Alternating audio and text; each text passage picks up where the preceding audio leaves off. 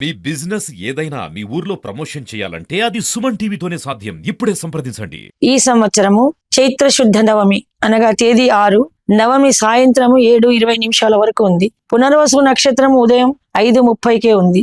5:30 వరకు పునర్వసు నక్షత్రం సూర్య ఉదయానికి ఉంది కాబట్టి జ్యోతిష శాస్త్ర ప్రకారము ఉదయ తిథి ఉంది కాబట్టి తర్వాత పుష్యమి నక్షత్రం వచ్చినా కూడా పునర్వసు నక్షత్రాన్ని మనము నిర్ణయిస్తాము ఉదయ తిథిని బట్టి ఆ రోజు నక్షత్రాన్ని. కాబట్టి రామ కళ్యాణం సమయానికి అంటే మిట్ట మధ్యాహ్నం 12 గంటలకి పుష్యమి వచ్చినా కూడా ఆ రోజంతా నవమి సంపూర్ణంగా ఉంది కాబట్టి ఆదివారము 6వ తారీఖు శ్రీరామనవమిగా నిర్ణయించబడింది. శ్రీరామనవమి నాడు వర్షం ఎందుకు పడుతుంది అని అందరికీ సందేహం ఉంటుంది.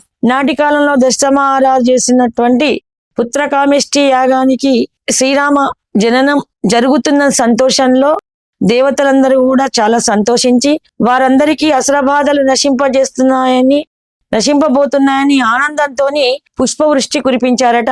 రామచంద్రుడు పుట్టిన సమయానికి కర్కాటక లగ్నం సుముహూర్తం, కర్కాటక రాశి, కర్కాటక లగ్నం, పంచగ్రహాలు ఉచ్చస్థానంలో ఉన్నప్పుడు భగవంతుడు మానవ రూపాన్ని ధరించి లోక కళ్యాణార్థమై ధర్మ సంస్థాపన చేయడానికి జన్మించాడు. కాబట్టి సకల జనులు సకల దేవగణాలు అత్యంత ప్రఫుల్ల హృదయులై ఆనంద బాష్పాలు రాలుస్తూ ఎంతో సంతోషాన్ని అమితమైన సంతోషాన్ని అనుభవిస్తూ స్వామిని చూడడానికి దోసిళ్ళ నిండా వర్ణాల సుపరిమళాల పుష్పాలను పట్టుకొని ఆ రామచంద్రుని పాదాభిషేకం చేయడానికి దేవతామూర్తులందరూ కూడా ఆనాడు అయోధ్య నగరికి ఇరుపక్కల కిక్కిరిసైనటువంటి దేవత గణాలన్నీ కూడా నిల్చొని రాముడు జన్మించిన క్షణాన్ని ఆ పుష్పవృష్టిని కురిపించారట.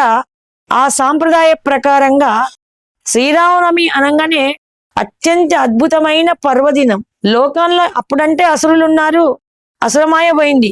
అసురమాయ కంటే కఠినమైనటువంటి కలిమాయ, కలిమహిమ, కలి కష్టాలు ఇవన్నీ తీర్చే పర్వదినం కాబట్టి ప్రఫుల్లమైన ఉదయాలతో అందరూ కూడా అన్ని వర్ణాల వారు అన్ని వాడల్లో కూడా చాలా సంతోషంగా చాలా ఘనంగా యుగాలు ఎన్ని దాటినా శ్రీరామచంద్రుని యొక్క కళ్యాణ వేదికలు వాడలా వెలిసి ప్రతి కుటుంబము పన ఇంట్లో కళ్యాణమా అన్నంతగా చాలా సంతోషంగా ఉంటారు. కాబట్టి వాళ్ళ హృదయాలు ఆహ్లాదంగా ఉంటాయి. కాబట్టి ఆ దేవతామూర్తులు ఎక్కడైతే మనుషులు సంతోషంగా ఉంటారో అక్కడ లక్ష్మీదేవి నివసిస్తుంది.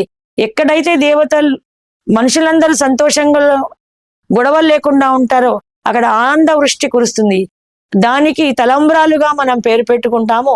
రామచంద్రుడి యొక్క కళ్యాణ శుభగడియలు కాబట్టి దేవతలందరూ సంతోషించి వేసవి తాపాన్ని తగ్గించడానికి జనాలకు సుఖ యానాలను ఇవ్వడానికి దేవతలందరూ కూడా సంతోషించి కురిపించే చిరుజల్లులు మనుషులకు చాలా ఆహ్లాదాన్ని ఇస్తాయి.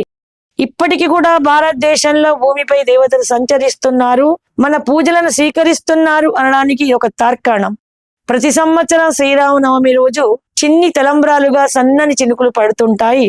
దానివల్ల మన ప్రతి వాడవాడలో చిన్న చిన్న కళ్యాణ మండపాల్లో చిన్ని విగ్రహాలు పెట్టుకొని మూఢభక్తిగా కళ్యాణం చేసి చక్కటి ప్రసాదాలను నివేదించి భక్తి వినయాలతో ఉన్నటువంటి ప్రజలందరూ సంతోషంగా ఉంటున్నందుకు దేవతలు హర్షించి వర్షించేటువంటి వర్షపు చినుకులే మన రామచంద్రుడి మీద తలంబ్రాలనుకొని మనం సంతోషిస్తున్నాము.